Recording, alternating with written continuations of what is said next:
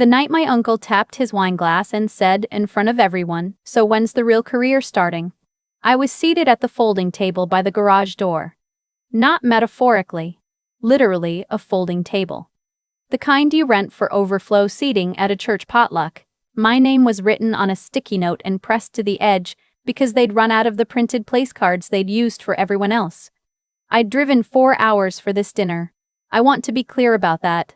My family, the Whitfield side, has been in medicine for 3 generations. My grandfather delivered babies in rural Kentucky for 40 years. My father is a cardiologist at a regional hospital in Nashville with his name on 2 research papers and a wing of the cardiac unit that bears his initials on a small bronze plaque near the elevator. My brother Kyle finished his residency in orthopedic surgery last spring, and that dinner was the celebration. His match day party had been catered. This one had a chocolate fountain. I am not in medicine. I teach 2nd grade at Clover Ridge Elementary in a town 30 minutes outside of Columbus. I've been there for 6 years. I make $44,000 a year before taxes. I have 22 students this semester. One of them, a boy named Theo, came to me in September not knowing all his letters. By November, he read his first full sentence out loud to the class and looked up at me like he'd just discovered electricity. My family calls what I do babysitting with a salary. My father said it first as a joke at Thanksgiving 6 years ago, and the way a joke like that calcifies into fact inside a family, quietly, without anyone deciding to let it, is something I still don't entirely understand. It just became the explanation. When people asked what both his children did, he'd say Kyle is going into surgery and Paige. That's me, Paige, she's doing the school thing for now. For now. I'm 31. I stopped waiting for now to become something else about 2 years ago. I stopped expecting my father to come to curriculum night. I stopped texting photos of the classroom art projects I organized. I stopped forwarding him the article where our school's literacy program was cited by the State Education Board as a model for early intervention, that one I'd worked on for 8 months. The coordinator had called me specifically, asked me to co-author the write-up. I sent my father the link at 8 a.m. on a Tuesday. He responded 4 days later. "Good for you, honey." Kyle's board's results came back, so when people ask why I never really talked about Matthias to my family, why I kept him at a distance from all of that, the honest answer is the same as it always is. They never asked. My mother knew I was seeing someone. Her version of due diligence was one question, delivered while she was reorganizing her spice cabinet. Is he in a stable field? Matthias restores historic buildings. Old courthouses, original mill structures, pre-Civil War farmhouses. He works with a small crew, travels to wherever the project is, sleeps in extended stay hotels or rents a room from whoever owns the property. He drives a work truck with a cracked passenger mirror that he keeps forgetting to replace. He has plaster dust in his jacket pockets about 60% of the time, and he owns exactly 2 dress shirts, both of which he's had since college. He's in construction, I told her. A pause. Oh. Another pause. Well, hands-on work is honest work. That was the entirety of it. 14 months of my life processed in the time it took her to decide where the cumin went. The thing about Matthias is that he was not exactly what he appeared. I figured this out slowly, in the way you notice things when you're not looking for them. A phone call he took outside the restaurant, stepping away with the kind of focused calm that doesn't belong to someone discussing a renovation timeline. A binder on his passenger seat, thick with what looked like architectural assessments and legal language. An email I caught a line of once, accidentally, when I handed him his phone, something about a preservation endowment and a board vote scheduled before the end of fiscal year. I asked him about it once, early on. He said it was administrative stuff for a nonprofit he'd gotten involved with. Boring, he said, and changed the subject so smoothly I almost didn't notice. I let it go. Not because I didn't wonder, but because it didn't change the things that were already true. He asked good questions and he listened to the answers. He wanted to know what frustrated me about teaching, not just what I liked. He sat with me for 2 hours one evening while I made bulletin board displays for the first week of school, and he did not once make me feel like that was a small way to spend a Tuesday. That kind of attention is not as common as it should be. Kyle's celebration dinner was held at my parents' house, the big one in Franklin with the back deck they'd renovated twice. 40 guests, catered Mediterranean spread, a signature cocktail my mother had named the orthopedic as a joke that everyone laughed at longer than it deserved. Matthias wore a navy button-down, the better of the two dress shirts. I wore a green wrap dress and small gold earrings. My mother opened the door, looked at my earrings, then at Matthias, then back at my earrings. "You look nice," she said, in the way that means I had something else in mind. My father shook Matthias's hand with the particular briskness of a man who has already decided not to invest. "Good to meet you," he said, and then turned to greet the couple behind us. I found out about the seating 3 days before the dinner. I'd stopped by to drop off the dessert I'd offered to bring, a cake I'd spent an afternoon making, because I am still, apparently, someone who does things like that, and I walked through the kitchen while my mother was on the phone in the hallway. I wasn't trying to overhear. The kitchen is small. The round table in the den is fine for Paige and whoever she's bringing. We don't need them in the main rotation for the program portion. Kyle's colleagues should be up front. I stood at the counter with the cake in my hands for a long moment. We don't need them in the main rotation. I want to tell you I was surprised. But I'd spent years constructing a version of my family that was more generous than the evidence supported, and what that sentence did was simply remove the last piece of scaffolding. There was nothing under it. I told Matthias that night. We were sitting on my kitchen floor. We'd started doing that early in our relationship, sitting on the floor when something felt too heavy for furniture. And I told him what I'd heard, exactly as I'd heard it. "We can skip it," he said. I thought about it. Actually sat there and thought about it, which maybe tells you something about how far I'd already come. "No," I said eventually. "I want to go. I need to see it clearly, and then I'm done making excuses for it." He was quiet for a moment, the kind of quiet he does when he's thinking something all the way through. "Then I'll be there," he said. The den table had no centerpiece. The main dining room had low floral arrangements, ivory candles, little handwritten tags on the glasses. The den table had a paper tablecloth and the kind of napkins that come in a plastic sleeve from a grocery store. My name was on a sticky note because they'd run out of cards. Dr. Hoffman sat at the main table. He was Kyle's residency director and the guest my parents had been preparing for 2 weeks. He was exactly what that position implies. Silver-haired, well-dressed, the kind of man who makes a room feel like it's waiting for him to speak. He looked across to the den twice in the first 15 minutes. The second time, his gaze stopped on Matthias. He didn't look away immediately. The program portion began after the main course. My father stood. He is good at standing in rooms, at making people feel like they should be listening. And he gave a toast about legacy and discipline and what it takes to do something that matters. He talked about Kyle for 5 full minutes. He talked about Kyle for 5 full minutes. He talked about residency and sacrifice and excellence. He used the word exceptional twice and meant it both times. Then he looked at the den. "My daughter Paige," he said, with the warmth he uses when he's performing warmth, "chose a different road. She's in education. Elementary school." He smiled. "I'm sure the kids love her. A beat. And she's brought her boyfriend along tonight. He works in construction, keeps old buildings standing." He looked directly at me. "Good, honest work," he said, with exactly the same pause my mother had used, the one that makes honest sound like a consolation prize. Several people at the main table smiled politely. I looked at my plate. I had the specific experience of being the subject of a room's attention and feeling entirely alone inside it. Matthias set his napkin down. He didn't stand dramatically. He stood the way he does everything. Deliberately. Without announcement. But a room notices when someone rises from a table they weren't supposed to be noticed at. Dr. Hoffman was already moving. He crossed from the main table. The whole main table watched him do it. And he came to the den and he stopped at Matthias's side and he said, "I thought that was you. I kept trying to figure out where I recognized you from." Matthias said his name. Dr. Hoffman laughed, not unkindly. "I've been trying to get you on a panel for 2 years, he said, loud enough now that the conversation in the dining room had fully stopped. He looked at my father, who had not sat back down. Warren. Do you know who this is? My father said he didn't. Dr. Hoffman looked at him for a moment. This is Matthias Cole. He runs the Heartland Preservation Trust. They've protected 63 historic structures across 7 states in the last decade.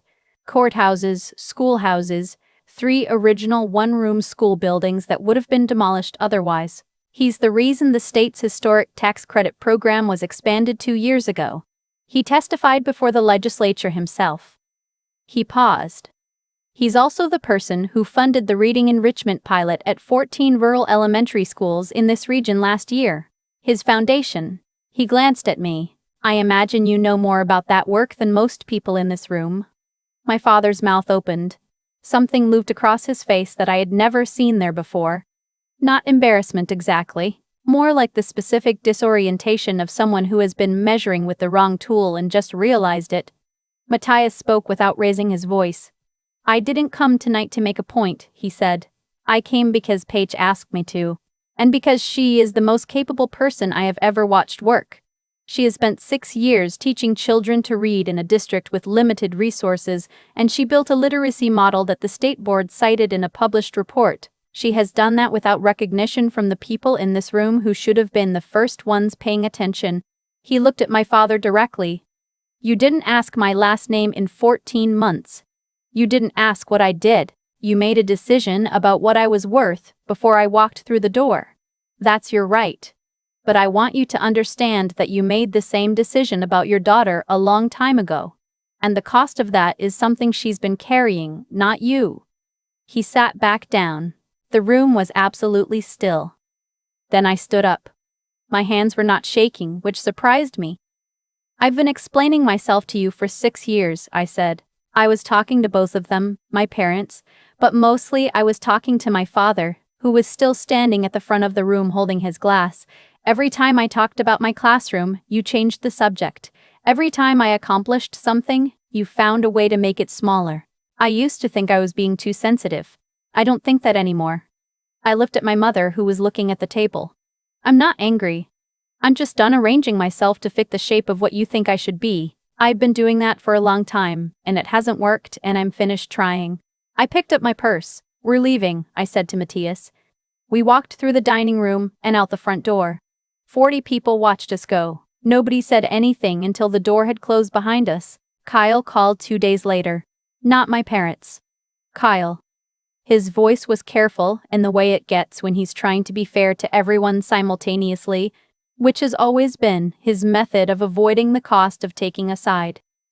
Dr. Hoffman said some things to Dad after you left, he said. Professional things. I don't know exactly what, but 2 people from the hospital board were there and it was uncomfortable. I waited. Dad lost the consulting contract with the Whitmore Foundation this week.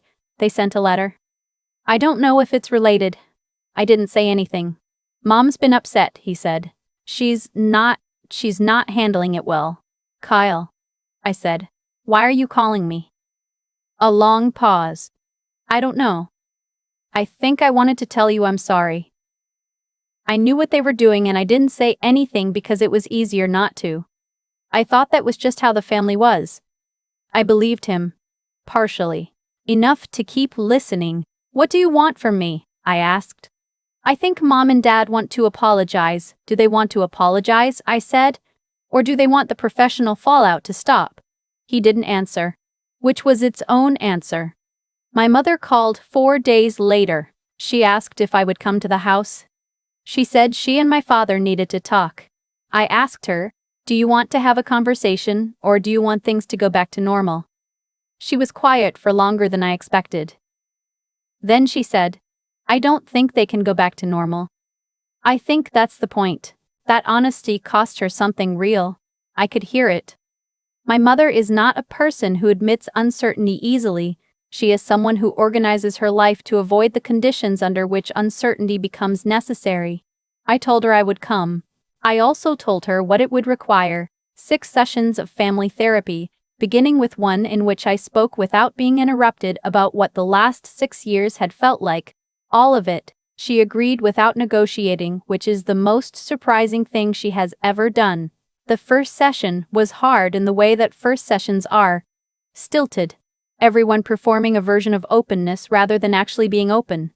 But somewhere around the fourth session, something shifted. My father said something I had never heard him say in my entire life. He said, "I think I made you feel like you had to earn my attention, and I didn't know I was doing that." I'm not saying that to excuse it. I didn't cry in the session. I cried in my car afterward, in the parking garage, for about 10 minutes.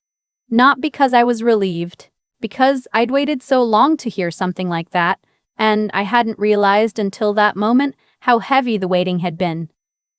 Matthias was at my apartment when I got home. He was at the kitchen table reading something, and he looked up when I came in, and I sat across from him, and I said, "I think something is actually changing." He nodded like that was the thing he had been hoping for. Kyle and I have talked more in the last 4 months than in the previous 4 years combined. He's been doing his own version of looking at things clearly. He told me recently that he'd spent so long being the success story in the family that he'd never stopped to ask whether the story was one he'd actually chosen. I don't know where my parents and I land. I've stopped needing to know before it happens. What I know is that the den table in their house has been replaced. Real table, real chairs. My mother mentioned it without context on the phone last week, and I understood what she meant. The literacy program I built at Clover Ridge is being expanded to 3 other schools in the district next fall. The coordinator called to tell me personally. I have not yet texted my father about it. I'm not sure I will. But I thought about it. Which is new. 6 months ago, I wouldn't have thought about it at all. I had already filed the possibility away under not worth the effort. That the possibility exists again is something. Matthias still drives the truck with the cracked mirror.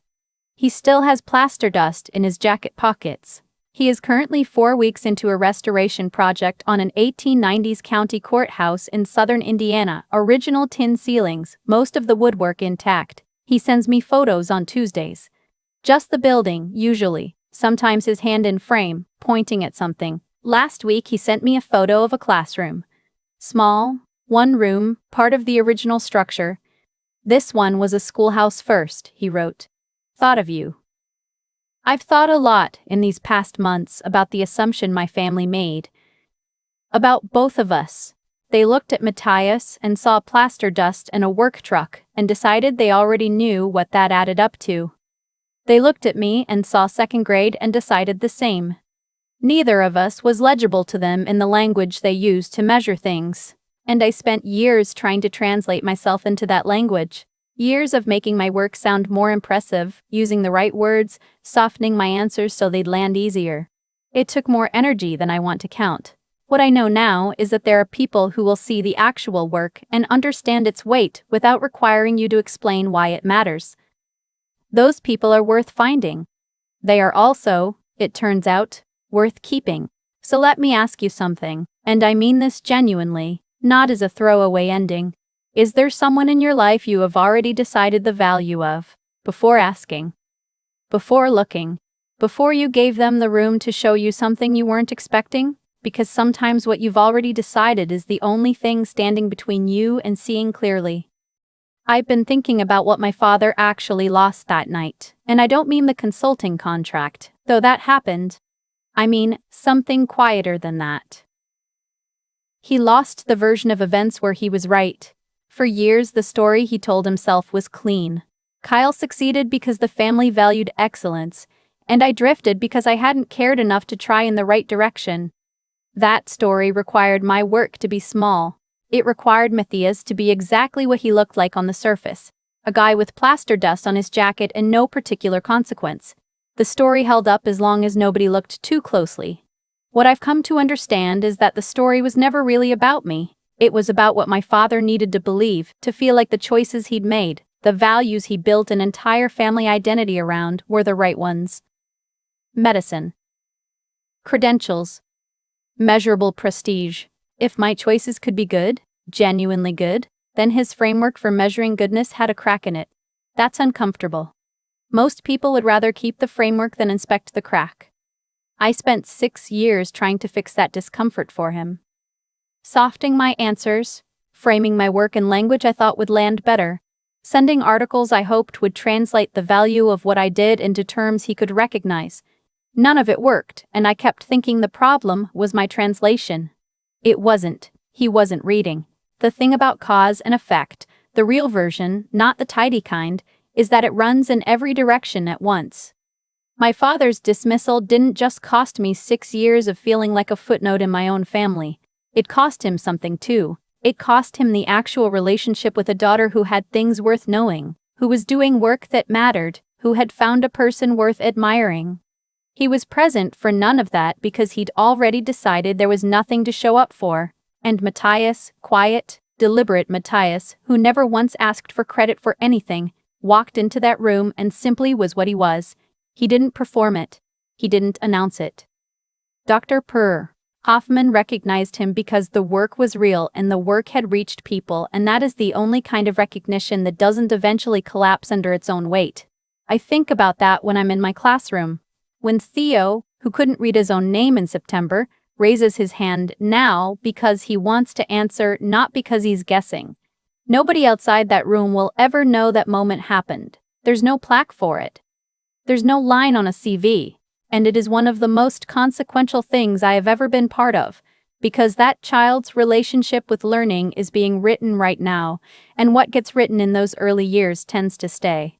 That's the thing about integrity. Actual integrity. Not the performed kind. It doesn't require an audience to be real. My father needed the audience. He needed the table placement, and the handwritten cards, and the formal introduction sequence to signal who mattered. What he didn't understand is that significance doesn't wait for permission to show up. I'm not angry at him anymore. I'm something more complicated than that. I'm watching him try to learn something at 62 that most people either learn young or never learn at all. That's hard. I can hold space for how hard that is without pretending the last 6 years didn't happen. What I know is this: the choices you make about whose work you bother to see, whose life you show up for, whose value you take the time to actually measure. Those choices compound. They build something or they erode something, and eventually you live in whatever you built. I'd rather build something worth living in